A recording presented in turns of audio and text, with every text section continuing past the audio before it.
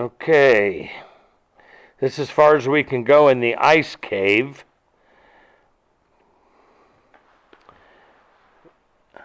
It is extremely cold at this point. We're at the entrance to the cave. As soon as we got about 5 steps from this platform, it got really, really cold. It's like opening the door to a freezer.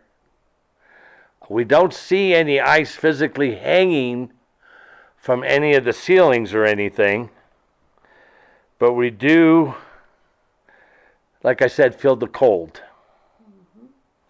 I'm going to try to zoom in now and see if it doesn't mess with my light. There's like a big vent right down there in the bottom. I don't know if you can see it or not.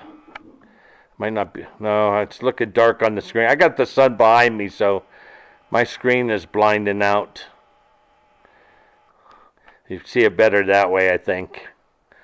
So anyway, yep, there's the ice cave. Like I said, there's no physical ice. There is some water dripping from the ceiling here, and it doesn't look like it'll be long before another part of the opening will probably cave down into the water below. It's all a lava rock. What does your little piece of paper say, hon? Oh, there, another. The temperature in this cave never gets above 31. There you go, guys. Never gets above 31, so it is freezing down here. As rain, water, and snow melt seep into the cave, the ice floor thickens. The floor of the ice is approximately 20 feet thick. The deepest ice is the oldest and dates back to 3400s. The green tint is caused by Arctic algae. The back wall was formed in the early days when the ancient Indians and early settlers mined the ice. In 1946, the ice removal was stopped. At that time, the ice was nearly 12 feet high. So the volcano we're getting ready to walk to, which is part of this tour, actually blew like Mount St. Helens. It blew out the side of the volcano. So we have to elevator, please.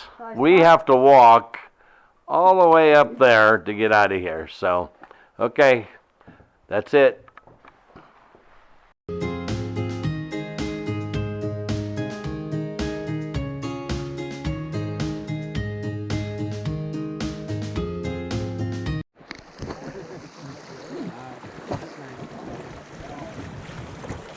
Little split splashing down the Rio Grande.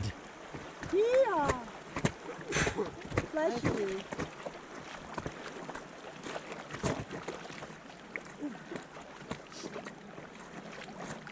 Somehow I changed it from recording to timed video, time lapse. Yeah, I hate it when I do that. So what kind of wildlife have you seen coming down through here?